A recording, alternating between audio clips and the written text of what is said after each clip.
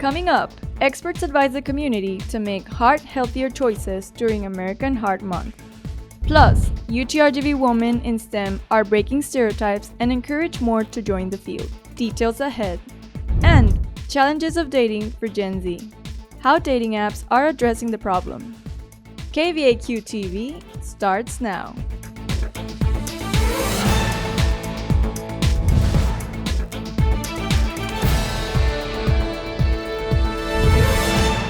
Hey vaqueros, welcome back. This is the 5th spring edition of KVAQ-TV.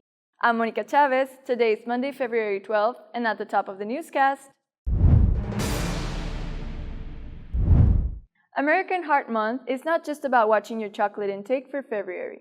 Experts say Valley residents should rethink traditional meals and embrace heart-healthy choices.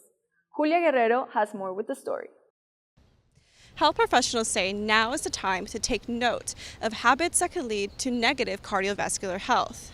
And adding positive changes to the portions we eat can help reduce the risk of heart problems. According to the Center for Disease Control and Prevention, about one person dies every 33 seconds from heart disease, making it the #1 leading cause of death in the U.S.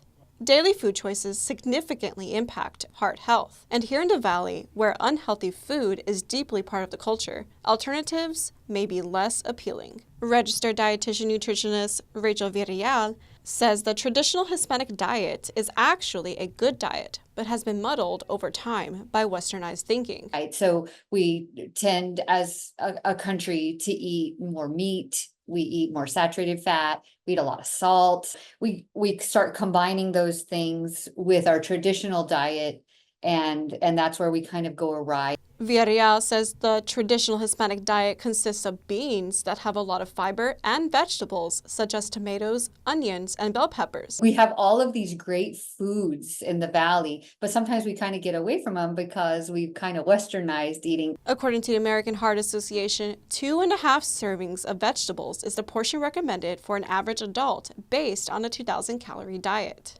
Changing eating habits is not the only way to improve heart health.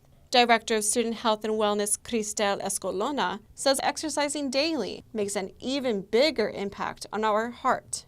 I'm going to make sure and try to get exercise, every single day for at least 30 minutes. And all of these things lead to long-term good cardiac health. Escolona recommends getting annual checkups to get a head start on a healthier heart. Students and employees can visit the UT Health Clinic at the Edinburgh and Brownsville campus. For KVAQ-TV in Edinburgh, Julia Guerrero.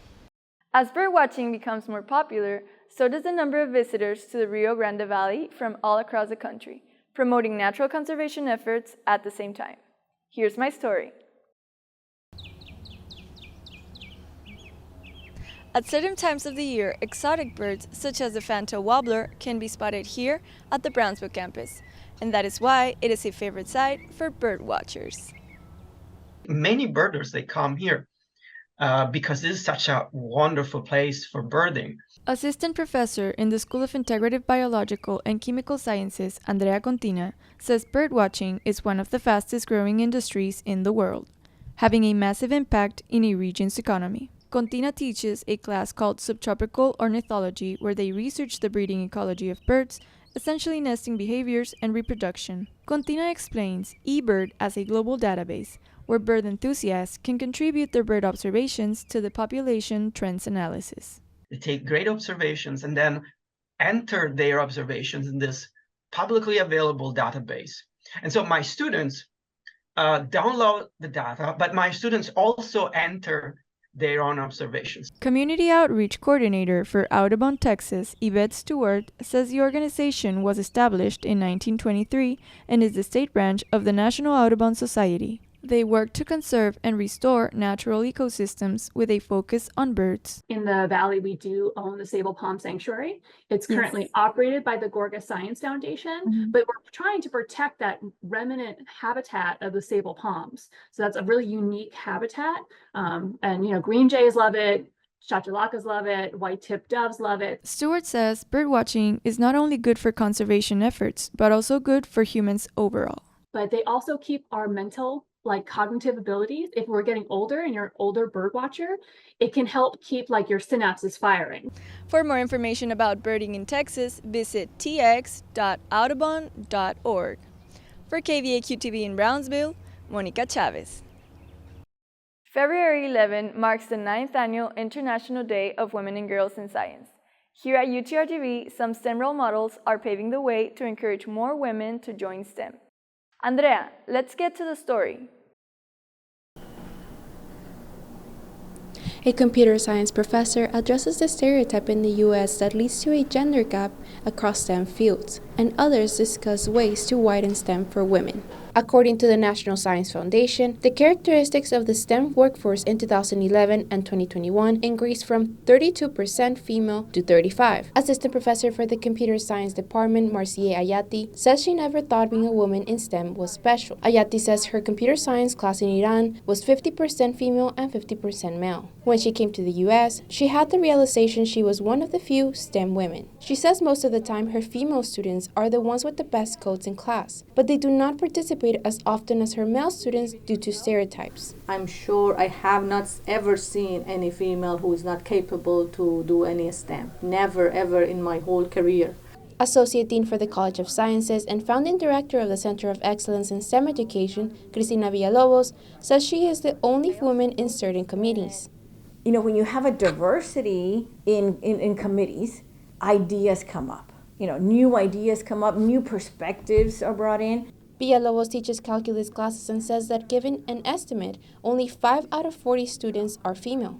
She says the Center of Excellence in STEM Education holds panels where they focus on the inclusion of women and speakers with different racial and ethnic backgrounds to make sure students can identify with the individuals. Mechanical Engineering Senior Ofelia Gomez is the president for the Society of Women Engineers at UTRGV. Gomez says one of the struggles she has encountered in her major is a lack of belonging. Because most of the students are men and guys, so it was a little difficult to make friends and feel like I was actually in the right major.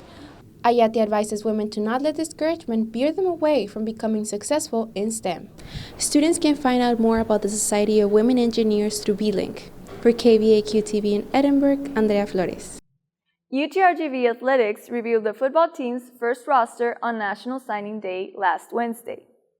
Head football coach Travis Bush announced the recruitment of 41 athletes from all across Texas, including 6 athletes from the RGV. This takes the team's roster to 51 vaqueros, including the 10 recruited in December. Bush explains some of the factors that went into signing the athletes. When they come in, they don't have upperclassmen to learn from.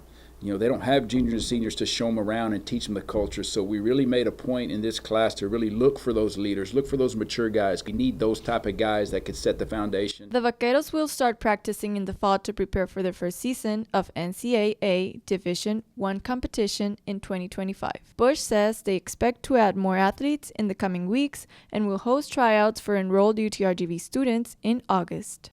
With the increase in accessibility on dating apps and social media, dating should be easier than ever. But is it?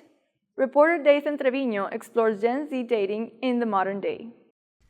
A report from dating app Hinge reveals over 56% of the app's Gen Z users have stopped pursuing a relationship due to fear of rejection. In Texas, I know for sure that a lot of people are scared to get out there. They're afraid of either getting ghosted or catfished.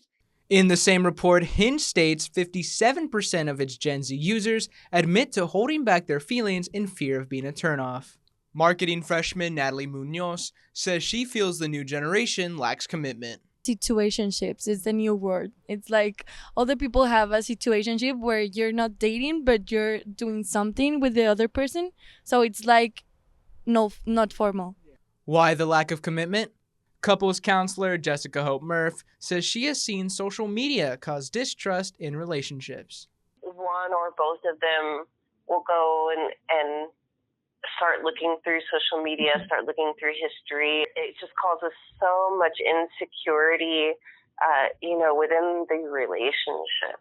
One dating app company in Texas is doing its best to combat Gen Z's issues with dating.